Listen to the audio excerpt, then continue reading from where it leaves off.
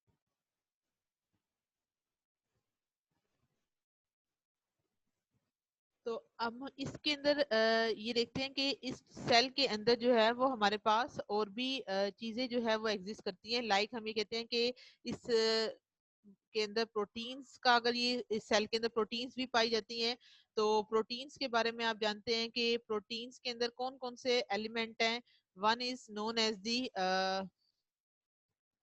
Like carbon है, ठीक है, नाइट्रोजन है, एक मिनट, वन इज कार्बन है, नाइट्रोजन है, ऑक्सीजन है, एज वेल एज हाइड्रोजन है, ठीक है। तो अगर तो आप इन रेडिएशंस की बात करते हैं तो हम ये कहते हैं कि इन रेडिएशंस के जरिए क्या होगा कि इस प्रोटीन का स्ट्रक्चर इससे डिस्ट्रॉय हो सकता है। कैसे?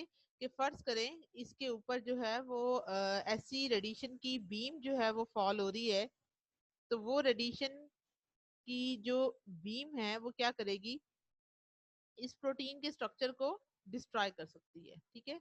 इट मीन अगर ये हमारा प्रोटीन का स्ट्रक्चर इससे डिस्ट्रॉय हो रहा है, इट मीन इससे क्या होगा कि हमारा प्रोटीन का स्ट्रक्चर डिस्ट्रॉय हो जाएगा।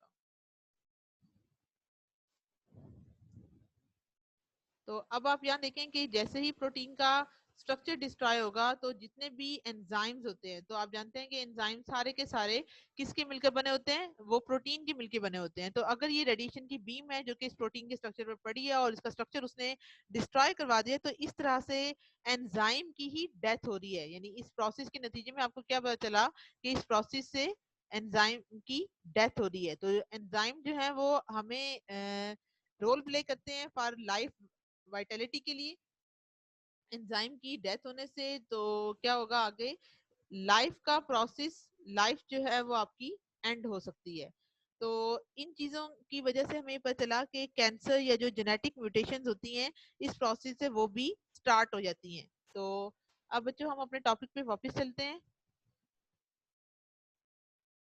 कि हमने क्या देखा कि जितनी भी रेडिएशंस हैं वो बायोलॉजिकल मॉलिक्यूल के साथ स्ट्राइक करके उनके स्ट्रक्चर को डीनेचर कर देंगी। इस तरह से एंजाइम की एक्टिविटी जो है वो स्टॉप हो जाती है और जो कैंसर है या जो जेनेटिक म्यूटेशंस होती हैं वो इस प्रोसेस से स्टार्ट हो सकती हैं। लेकिन अगर आप रेडिएशन के बहुत ही ज्यादा अंडर हैं, या आप फर्ज करें आप किसी ऐसी न्यूक्लियर इंडस्ट्री में काम करते हैं जहाँ पे आपको मुसलसल रेडिएशन के एक्सपोजर का सामना है, तो आपको अंदाजा होगा कि वो लोग जो कि उन एरियाज में काम करते हैं वो ज्यादातर कैंसर की वजह से उन लोगों की डेथ होती है, क्योंकि उनका एक्सपोजर टाइम जो है वो काफी प्रोलॉन्ग होता है। तो इसकी वजह से जेनेटिक म्यूटेशंस भी हो जाती हैं और फ्री रेडिकल जो होते हैं वो रप्चर हो जाते हैं सेल मेम्ब्रेन के अंदर, और इस रप्चरिंग की वजह से सेल्स जो है वो अपना कंटेंट लूज कर देता है और इसकी जो है वो डेथ स्टार्ट हो जाती है।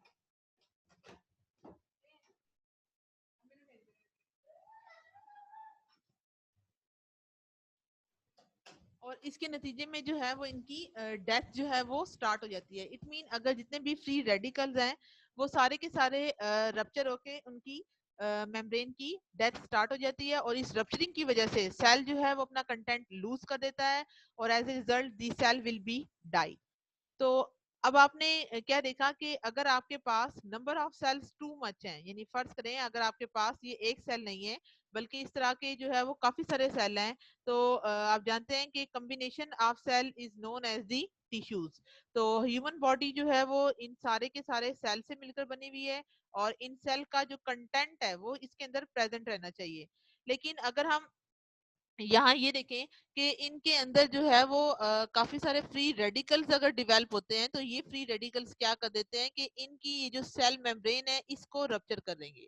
जैसे ही सेल मेम्ब्रेन को रप्चर करेंगे तो सारा सेल का कंटेंट जो है वो यहाँ बाहर निकल के लूज हो जाएगा, और जैसे ही इसका कंटेंट लूज होगा तो नंबर ऑफ सेल्स की जो डेथ होने से उनकी अगर ये सेल की किलिंग का लेवल टू मच लेवल तक इंक्रीज हो जाता है, तो as a result human body की या वो जो पर्सन है उसकी डेथ हो सकती है, ठीक है। तो यहाँ से हमें क्या पता चला कि अगर इनफ सेल जो है वो इस प्रोसेस में किल हो जाते हैं तो जो फंक्शन जो भी सेल के अंदर जो ऑर्गेनेली जिस पर्पस के लिए है, तो उनकी फंक्शनिंग जो है वो डिस्ट्रॉय हो जाएगी और इस तरह से डेथ हो सकती है, क्योंकि डायरेक्ट लॉस ऑफ ऑर्गन्स जो है वो भी हो जाता है। And this may happen the break down of immune system. तो यहाँ आपको बच्चों एक उन्होंने डायग्राम के जरिए थोड़ी सी वजाहत की कि फर्स्ट क्या है, कोई रेडिएशन का सोर्स है। ये आप देखें कि ह्यूमन बॉडी के डिफरेंट टिश्यूज हैं और इनके अंदर हर सेल के अंदर एक न्यूक्लियस है, और आप जानते हैं according to your biologic books, उनके अंदर आपने देखा हुआ है कि न्यूक्लियस जो है उनका एक मेजर कंपोजिशन जो है वो डीएनए के ऊपर डिपेंड करता है। इट मीन अगर सेल का डीएनए डैमेज होता है तो इसके डैमेज होने से अनकंट्रोल्ड सेल की डिवीजन हो जाती है, या वो सेल जो है वो आपका कैंसर सेल में तब्दील होते होते फाइनली ट्यूमर की स्टेट में चला जाता है।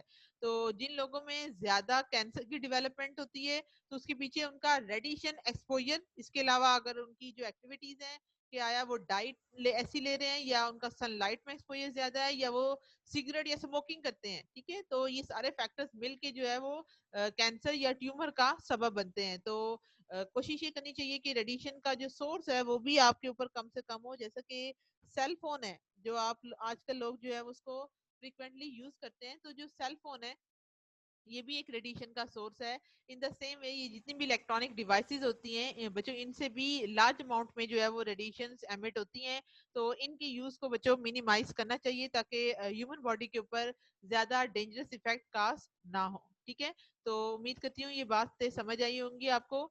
इसके बाद है बच्चों आपका that is the types of radiation effects के। रेडिएशन के जो असरात होते हैं वो दो तरह के होते हैं, ठीक है। एक को हम बोलते हैं सोमैटिक इफेक्ट और एक को बच्चे हम बोलते हैं जेनेटिक इफेक्ट। सोमैटिक का मतलब वो होता है कि सोमैटिक सेल्स होते ही ऐसे सेल्स हैं जो कि आपके डीएनए या जो आपके ये गोनेड्स जो जिसको हम बोलते हैं सेक्स ऑर्गन्स, ठीक है, इनके अलावा जो बॉडी के अंदर जो स्किन टिश्यूज वगैरह इस तरह के होते हैं उनको हम सोमैटिक इफेक्ट्स का नाम, सोमैटिक सेल्स का नाम देते हैं।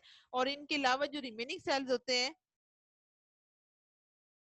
तो बाकी जो है उनको हम जेनेटिक डिसऑर्डर की इफेक्ट्स में भी अभी देखेंगे। तो वही कहते हैं कि अगर तो ये रेडिएशन ऐसी हैं जो कि आपके सिर्फ सोमैटिक सेल्स को इफेक्ट करती हैं, तो सोमैटिक के अंदर ज्यादातर आपके स्किन से रिलेटेड आती हैं कि स्किन रैश हो जाए, ऑर्गन फेलियर हो जाए, blood disorder, hair loss, nausea, skin burn, ये सारे के सारे आपके सोमैटिक इफेक्ट्स की कैटेगरी के अंदर आते हैं। और ये कैंसर ये भी सारे का सारा आपका सोमैटिक इफेक्ट में है। लेकिन अगर आप जेनेटिक इफेक्ट्स की बात करें बच्चों, तो जेनेटिक इफेक्ट जो है वो ये इफेक्ट करता है ना सिर्फ उस पर्सन को बल्कि उसकी पूरी जनरेशन को, क्योंकि आप जानते हैं कि जेनेटिकली एक जनरेशन से दूसरी जनरेशन में हर पेरेंट अपने ऑफस्प्रिंग में अपने जो सेल्स की का तबादला करता है। अगर वो सेल्स अपने हेल्दी ट्रांसफर नहीं करता तो उसके नतीजे में क्या होता है, सम जेनेटिक डिफेक्ट्स जो है वो प्रोड्यूस होते हैं।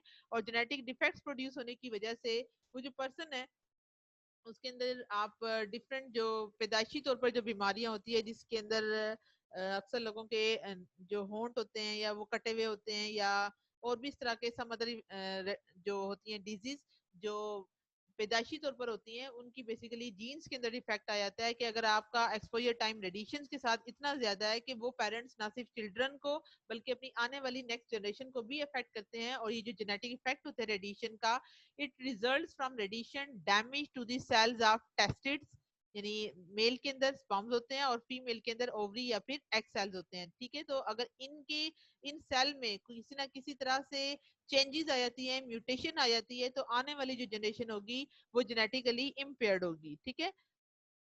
तो यहाँ अगर आप देखें तो आपको आयनाइजिंग रेडिएशन दो तरह की नजर आ रही है कि या तो वो डैमेज कर रही है डायरेक्टली डीएनए को, या फिर ये वो रेडिएशन हैं जो कि वाटर मॉलिक्यूल की पहले आयनाइजेशन कर रही है और इससे ओएच का रेडिकल प्रोड्यूस हो रहा है, और ये ओएच का फ्री रेडिकल जाके स्ट्राइक कर रहा है आपके डीएनए के साथ और डीएनए को डैमेज कर रहा है, ठीक है। तो अब अगर आप फर्दर देखें तो हम ये कहते हैं कि ये रेडिएशन क्या करती हैं, ब्रेक डाउन कर देती हैं डीएनए की स्ट्रैंड्स को। तो यहाँ देखें ये आपके सामने डीएनए की डबल स्ट्रैंड है, तो अगर ये रेडिएशन पड़ती हैं किसी भी सेल के अंदर तक चली जाती हैं तो वो डीएनए के स्ट्रैंड को ब्रेक कर देती हैं या इसके स्ट्रक्चर को चेंज कर देती हैं। इस तरह से आपका ये जो डैमेज डीएनए होगा, तो अब आप जानते हैं जब भी रेप्लिकेशन होती है तो रेप्लिकेशन में क्या होता है, इस तरह की टू न्यू स्ट्रैंड्स की डेवलपमेंट होती है। तो जब भी न्यू स्ट्रैंड्स की डेवलपमेंट होती है तो इस तरह से सक्सेसिव जनरेशन के अंदर ये फिनोमिना चलता जाता है और ये प्रोसेस क्या कहलाता है आपका, म्यूटेशन ऑफ सेल्स कहलाता है कि इसी की जो डीएनए की स्ट्रैंड्स है इसकी आगे से फर्दर जो है वो रेप्लिकेशन होगी। रेप्लिकेशन में क्या होगा कि ये दो स्ट्रैंड जो है वो फोर स्ट्रैंड्स के अंदर कन्वर्ट हो जाती हैं। और अगर ये पीस ही डैमेज है तो जो उसकी नेक्स्ट जनरेशन में ये पीस जाएगा ये ब्रेकेज फॉर्म में जो है वो ट्रांसफर होगा। इस तरह से बर्थ डिसऑर्डर्स जो है वो पैदा होती हैं और इनमें से ज्यादातर बोन मैरो या जिसकी वजह से ब्लड के अंदर प्रॉब्लम आ जाती है, यानी उन बच्चों के अंदर या तो ब्लड कैंसर की होती है, या फिर ल्यूकीमिया जिसे हम व्हाइट ब्लड सेल की कैंसर का नाम देते हैं, या जो गोनेड्स हैं वो गोनेड्स आपके यही स्पर्म्स एंड एग सेल्स होते हैं, ये सारे के सारे फास्ट डिवाइडिंग वन सेल्स होते हैं, और इनके ऊपर सबसे ज्यादा इन रेडिएशंस का इफेक्ट होता है। जैसे फर्ज करें ये अगर आपके पास एक माउस है तो ये इन रेडिएशन के जरिए एक्सपोज हुआ है, तो इनके अंदर जो इनका एम्ब्रियो होगा उनमें म्यूटेशन आ जाती है, कैंसर हो जाता है या birth defect, and as a result genetic instability will be produced. उसके बाद हम ये कहते हैं कि जो न्यूट्रॉन्स हैं they will cause the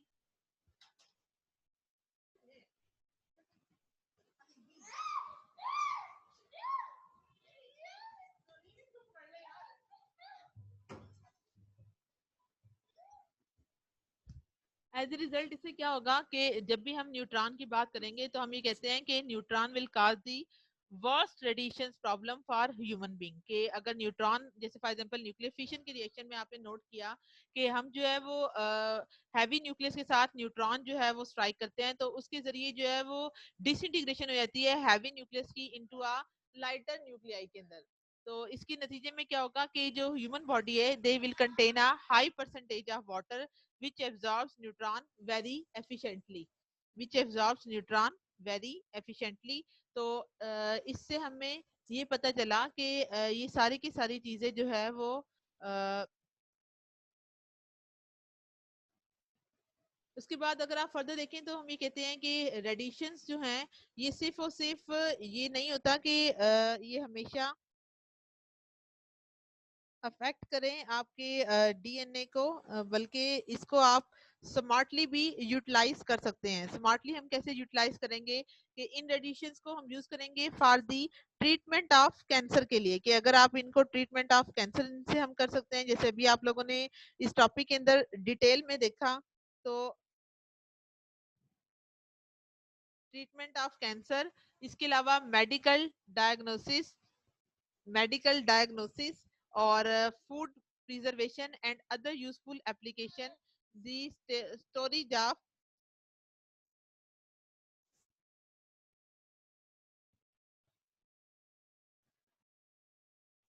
and the storage of nuclear waste is also necessary for medical understanding. It mean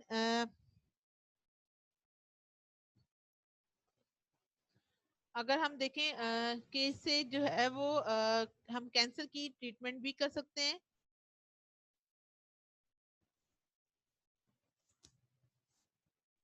इससे हम कैंसर की ट्रीटमेंट भी कर सकते हैं और बीमारियों की तशखीस भी कर सकते हैं, और फ्रूट को हम प्रिजर्व भी कर सकते हैं। जैसे फॉर एग्जांपल ये जो दूध या मिल्क पैकेट डिब्बे होते हैं, इनको भी दूध पैकिंग से पहले अगर आप इसको हीट अप कर लें रेडिएशन से, तो वो इन डिब्बों के अंदर जो जम्स वगैरह होंगे उनकी किल वो हो जाते हैं, और उसके बाद आप अगर पैकिंग करते हैं मिल्क वगैरह की, तो वो आप लंबे अरसे तक जो है वो इसको स्टोर कर सकते हैं। इसी तरह जो न्यूक्लियर वेस्ट है इसकी स्टोरेज पब्लिक के लिए अंडरस्टैंडेबल होनी चाहिए, कि जिन जगहों पे आप इन न्यूक्लियर वेस्ट को दफनाएं वहां पे लोगों को अवेयर कर दें पहले ही कि इस जगह से कम गुजरे, एज ए रिजल्ट वहां पे लोगों को अफेक्ट इन चीजों के साथ ना हो। इसके बाद बच्चों हमारा नेक्स्ट टॉपिक है that is the radon 222 risk to our health. के जो रेडॉन है ये बेसिकली एक ऐसा कंपाउंड है जो कि न्यूक्लियर डिसइंटीग्रेशन ऑफ यूरेनियम 238 से प्रोड्यूस होता है, लेकिन ये जो है वो सिर्फ रेडॉन तक स्टॉप नहीं होता, बल्कि ये जो है आगे से फर्दर डिसइंटीग्रेट होगा, और इसकी अल्फा डिके के जरिए पोलोनियम का सोर्स डिवेल्प होता है। इट मीन अगर पोलोनियम का सोर्स इससे पैदा होता है तो एज ए रिजल्ट ये जो पोलोनियम है इसके साथ साथ हीलियम के पार्टिकल की जनरेशन होगी। तो हमें यहाँ से क्या पता चला कि जो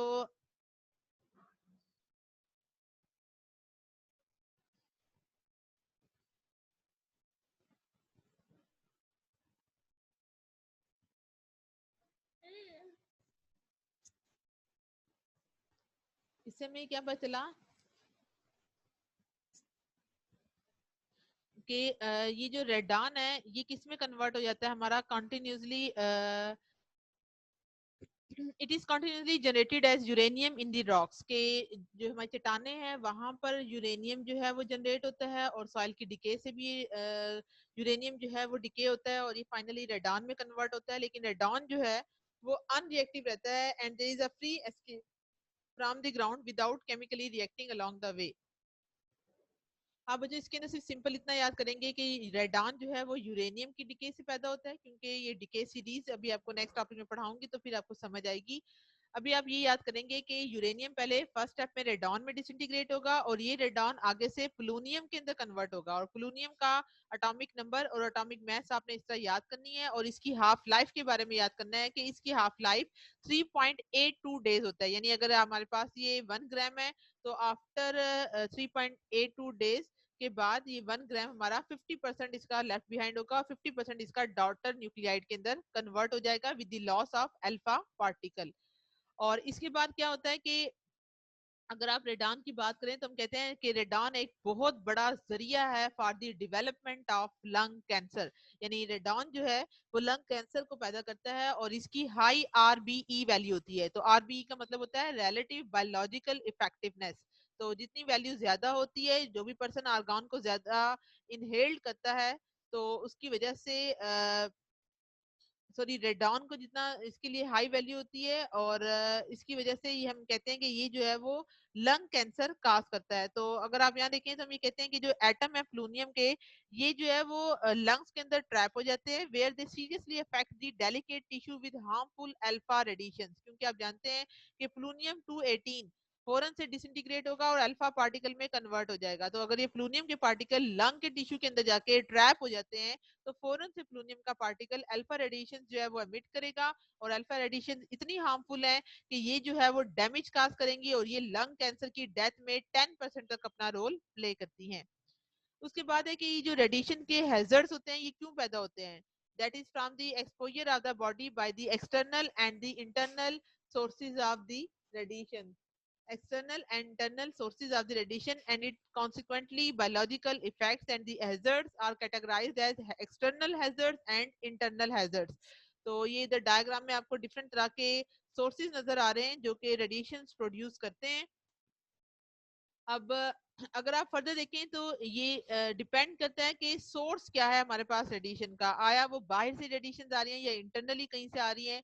तो जो सोर्स ऑफ पेनिट्रेटिंग रेडिएशन है such as gamma rays and emitter pose in general more external hazards than those emitting non penetrating particle such as alpha emitter which exhibit more internal hazards। तो बच्चों आपको सबसे पहले तो इन तीनों particles के बारे में आप जानते हैं कि अल्फा बीटा और गैमा रेस की अगर आप बात करें तो अल्फा रेस सिर्फ और सिर्फ इसकी पेनिट्रेशन पावर बहुत कम है। गैमा रेज या जो नीचे वाली रेडिएशन है like x rays and neutron rays, इनकी पेनिट्रेटिंग पावर हाईएस्ट है। इट मीन ये जो गैमा रेज है, एक्स रेज है और जो न्यूट्रॉन रेज है ये हमारी बॉडी में डीपली पेनिट्रेट कर जाती हैं। तो इट मीन इसको हम कहते हैं कि ये रेडिएशन इंटरनल हैजर्ड्स काज करती हैं क्योंकि इनकी पेनिट्रेशन पावर मैक्सिमम है वाइल अल्फा की पेनिट्रेटिंग पावर मिनिमम है। अगर ये मिनिमम है तो ये इतना ज्यादा हैजर्ड काज नहीं करेगी।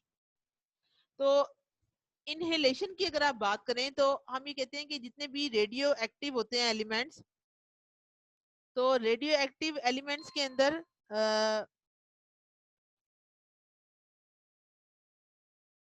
radioactive gases, liquids or solids they may enter the body by inhalation of water soluble gases। कि वो गैसेस जो पानी के अंदर आसानी से हल होती हैं, तो अगर उनमें कोई ऐसी गैस शामिल है जो रेडियो एक्टिव है तो वो हमारे वाटर के सोर्स में शामिल होकर बॉडी के अंदर एंटर हो जाती हैं। They are rapidly absorb from inhaled air and thus appear in extra cellular fluid within a few second. तो अगर आप ऐसी गैसेस को इनहेल कर रहे हैं यानी डायरेक्टली एयर से आप थ्रू लंग्स के जरिए आपने इनहेल किया या अपनी बॉडी के अंदर पी के किसी लिक्विड को अगर वो गैसेस में शामिल हो गई हैं तो with in a few second आपकी बॉडी का ये पार्ट बन जाती हैं and a part of that inhaled will be deposited in the respiratory tract. Respiratory tract के अंदर जो है वो जाके ये डिपॉजिट हो जाएंगी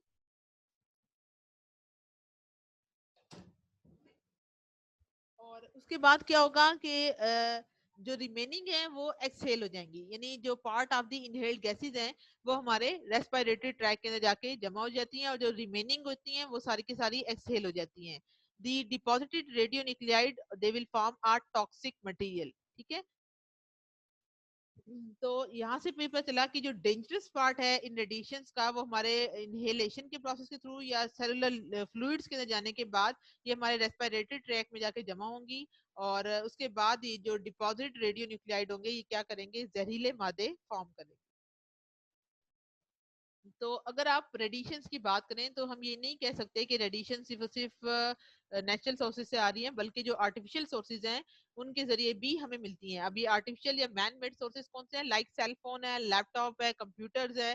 तो ये भी बच्चों हमारे पास रेडिएशन का एक बहुत बड़ा जरिया है, और इनके साथ हम कॉन्टिन्यूसली बम्बार्ड हो रहे हैं रेडिएशन के जरिए। तो जो नेचुरल सोर्सेज अगर हमारे पास या कॉस्मिक रेज हैं या सनलाइट है, ना सिर्फ ये हमारे लिए जो है वो रेडिएशन की एक्सपोजर टाइम को बढ़ा रहे हैं, बल्कि इसके साथ साथ जो आर्टिफिशियल मीन्स हैं वो भी बढ़ा रहे हैं। तो आयनाइजेशन अगर किसी तरह से हो जाती है तो रेडिएशन क्या करती है, इलेक्ट्रॉनों को मूव करती हैं। ये अभी आपको बताया था कि आयनाइजेशन का प्रोसेस होगा, एटम और मॉलिक्यूल न्यूट्रल से आइंस में कन्वर्ट हो जाएंगे। तो वो रेडिएशन जो कि आयनाइजेशन काज कर देंगी उनको बच्चों हम आयनाइजिंग रेडिएशन का नाम देंगे, और जो नहीं काज करेंगे उनको हम नॉन आयनाइजिंग रेडिएशन का नाम देंगे। And ionizing radiation they are much more harmful to biological system than non ionizing radiation। उसकी रीजन क्या है, अभी आपको बताया कि जो आयनाइजिंग रेडिएशन होंगी उसमें आइंस बनेंगे, और आइंस अपने आप को स्टेबल करने के लिए मजीद किसी दूसरे एटम के अंदर से इलेक्ट्रॉनों को नॉकआउट करेंगे। तो इस तरह से एक लंबी चेन जो है वो डेवलप होती चली जाएगी, and large number of tissues they are affected by the ionizing radiations. तो अगर आप लिविंग टिश्यू के ऊपर इन रेडिएशंस को फॉल करवाते हैं कि when living tissue is radiated most of the energy of the radiation is absorbed by the water molecule. तो ह्यूमन बॉडी का अल्लाह पाक ने 70% हिस्सा जो है वो वाटर का बनाया है। तो अगर ये रेडिएशन हमारे बॉडी के अंदर, हमारे सेल्स के अंदर या हमारे टिश्यू में एब्जॉर्ब हो रही है, तो इट मीन जो हमारे टिश्यू के अंदर जो फ्लूइड है that is the major composition that is water, वो उसको एब्जॉर्ब करेगा। और alpha beta and gamma rays ये सारी की सारी हाई एनर्जी रेज हैं या यूवी रेज हैं, ये सारी की सारी आयनाइजिंग रेडिएशन है, और जैसे ही इन टिश्यूज पर पड़ेंगी तो इस तरह से उनके हिस्सों को अफेक्ट करेंगी। तो अगर आप यहाँ फर्दर देखें बच्चों, तो ये जो आयनाइजिंग रेडिएशन होती है ये लिविंग टिश्यू में पास होंगी, जैसे भी आपको बताया। और लिविंग टिश्यू के अंदर क्या प्रेजेंट है, दैट इज दी वाटर। तो वाटर जो है ये हाईली रिएक्टिव आइंस जो है वो प्रोड्यूस करती हैं। कैसे, कि आपको बताया कि जैसे ये रेडिएशन किसी भी न्यूट्रल मॉलिक्यूल लाइक वाटर के ऊपर इफेक्ट करती हैं, तो वाटर के अंदर से एक इलेक्ट्रॉनों को नॉकआउट करेंगी। नॉकआउट करने के बाद ये किस में कन्वर्ट हो जाएगा, एक पॉजिटिव आयन में। तो आपको बताया था ये पॉजिटिव आयन जो है वो स्टेबल नहीं है, तो ये स्टेबिलिटी गेन करने के चक्कर में किसी दूसरे वाटर मॉलिक्यूल के साथ स्ट्राइक करेगा। एज ए रिजल्ट इसको कन्वर्ट करेगा हाइड्रोनियम आयन में, और साथ साथ एक OH का रेडिकल प्रोड्यूस करेगा। And this OH radical has a very serious detrimental effect on human body, क्योंकि ये एक सिंगल OH का हाइड्रोक्साइड का फ्री रेडिकल है, और ये जो है वो बहुत सारे सराउंडिंग बायोमोलिक्यूल, क्योंकि आप याद रखिएगा इन आयन के मुकाबले में जो रेडिकल्स होते हैं इनकी रिएक्टिंग पावर मेनी टाइम्स जो है वो इंक्रीज हो जाती है as compare to these positive ion. और ये जो है वो इनिशिएट कर सकते हैं टू मैनी रिएक्शन, जिसके नतीजे में फर्दर न्यू रेडिकल्स की प्रोडक्शन होगी, और एक सिंगल फ्री रेडिकल इनिशिएट करेगा large number of chemical reaction को that are ultimately able to disturb the normal operation of the cells. तो ये जो डैमेज प्रोड्यूस करेगा वो ना सिर्फ इनसाइड द सेल्स प्रोड्यूस करेगा, बल्कि ये किसी भी ह्यूमन बॉडी के टिश्यू को, लाइक अगर आप कैंसर सेल की बात करते हैं, जैसे ये व्हाइट ब्लड सेल है, तो अगर इसकी अनकंट्रोल्ड डिवीजन या ग्रोथ हो जाती है तो ये प्रोसेस क्या कहलाता है, ल्यूकीमिया। और ये वो टाइप ऑफ कैंसर है जो कि करेक्टराइज होती है by the excessive growth of white blood cells. तो ये कैंसर या ल्यूकीमिया की डिजीज कब प्रोड्यूस होंगी, जब डैमेज रेडिएशन किस तरह से काज करेंगी कि आपका लेंथ ऑफ एक्सपोजर टाइम कितना है, कि वो रेडिएशन की टाइप कौन सी है, आया वो अल्फा रेज है, बीटा रेज है, गामा रेज है, या आप कितनी दौरानियत तक उन रेडिएशन के साथ एक्सपोज होते रहे, और आया ये रेडिएशन इंटरनली है या एक्सटर्नली है। इंटरनली से मुराद आपकी गैमा रेज हैं, फोटॉन्स हैं या एक्स रेज हैं, और अगर आप एक्सटर्नली बात करेंगे तो वो अल्फा रेज हैं या बीटा रेज हैं। तो ये डिपेंड करता है कि आपने रेडिएशन की कितनी डोज जो है वो अपनी बॉडी को एब्जॉर्ब करवाई है। अगर high amount of dose of radiation is present है तो एज ए रिजल्ट उसका जो फाइनल कंक्लूजन निकलता है that is the production of cancer. तो जो physiological disorders appear when healthy cells are either destroyed और डैमेज बाय द रेडिएशन, तो ये जो है वो आपके सामने ब्लड सेल्स की नॉर्मल पीसीज हैं। तो अगर ये रेडिएशन के साथ ज्यादा अफेक्ट होंगे तो इससे अनकंट्रोल्ड ग्रोथ या सेल्स की डिवीजन स्टार्ट हो सकती है। तो क्वेश्चन ये पैदा होता है कि ये इतनी डेंजरस है अगर किसी तरह से, तो हमें वो कौन से एहतियाती तदाबीर हैं जो हमें एहतियात करनी चाहिए कि ये रेडिएशन हमारी बॉडी को अफेक्ट ना करें। तो ये कहते हैं कि कोशिश ये करें कि जो इसका सोर्स आयनाइजिंग रेडिएशन का या जो एक्सपोजर टाइम है वो कम से कम होना चाहिए। और जो साइंसदानों ने उसके लिए एक लिमिट जो इजाजत दी है वो दी है जी 20 MSV। MSV stand for millisievert. तो ये जो है वो यूनिट है इसका। और जो न्यूक्लियर इंडस्ट्री में जो लोग काम करते हैं तो उसके लिए उन्होंने 20 MSV की जो है वो इजाजत दी है। इसी तरह जो न्यूक्लियर वेपन स्टेट है मस्ट क्लियरली स्पेल आउट दियर न्यूक्लियर डॉक्ट्राइन, कि वो जो है वो अपने न्यूक्लियर वेस्ट को किसी सही जगह पर सही तरीके से ठिकाने लगाएं। All safety standard series document should be kept under continuous review and updated response to the development in the nuclear and the radiation safety.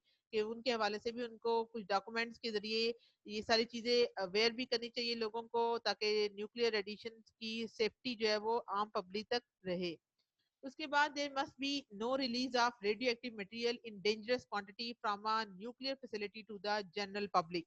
के रेडियो एक्टिव जो मटेरियल है उसका रिलीज ज्यादा नहीं होना चाहिए, कि ये ना हो कि आप उसको, जो न्यूक्लियर प्लांट है, कोशिश करें कि जो आपका वेस्ट प्रोड्यूस हो रहा है उसको किसी तरह यूटिलाइज अगेन कर लिया जाए। लेकिन अगर आप उसको पब्लिक में फेंकेंगे या किसी ऐसी जगह पे फेंकेंगे जहाँ लोगों का ज्यादा गुजर है, तो वो ज्यादा से ज्यादा अफेक्टेड होंगे। एज ए रिजल्ट वो जो है वो उनकी बॉडी डैमेज हो सकती है इन न्यूक्लियर वेस्ट की वजह से। उसके बाद है the likelihood of a serious accident which would result in severe damage the nuclear facility should be kept as small as possible.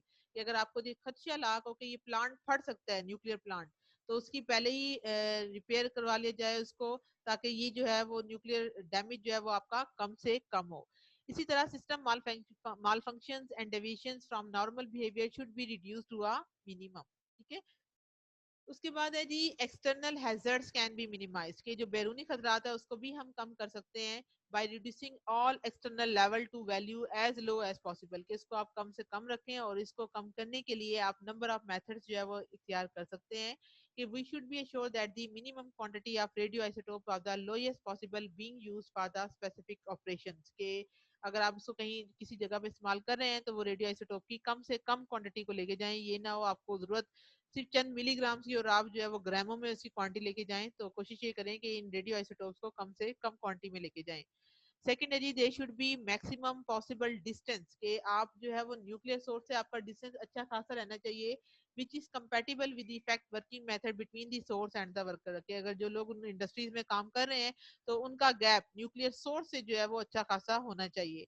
उसके बाद है the time spend in the vicinity of the source should be minimum, कि जितना time आपका वहां गुजरे कोशिश करें वो कम से कम हो। उसके बाद है जी प्रॉपर शील्डिंग में be done between the source and the workers, के आप जो आपके अंडर जो लोग काम कर रहे हैं, जो वर्कर्स हैं, तो उनको आप ऐसे लिबास बना कर दें जिनके ऊपर न्यूक्लियर रेडिएशन जो है वो अफेक्ट ना करें। और इसके अलावा additional shielding is also employed to ensure that other person is in the vicinity और in the adjoining room are not exposed. कि उनके ऊपर किसी ऐसे रूम में करवाएं या ऐसी कंक्रीट के जो है वो रूम इंस्टॉल करवाएं जहां वो लोग काम करें, ताकि उनके साथ न्यूक्लियर रेडिएशन जो है वो अफेक्ट ना करे। उसके अलावा personal monitoring check should be done with a view to ensuring minimal radiation exposure. ठीक है। तो बच्चों आज का टॉपिक हमारा यहीं तक था। आज के टॉपिक के हवाले से आपके माइंड में कोई क्वेश्चन हो तो मोस्ट वेलकम आप कर कीजिए। और okay student, take care and अल्लाह हाफिज।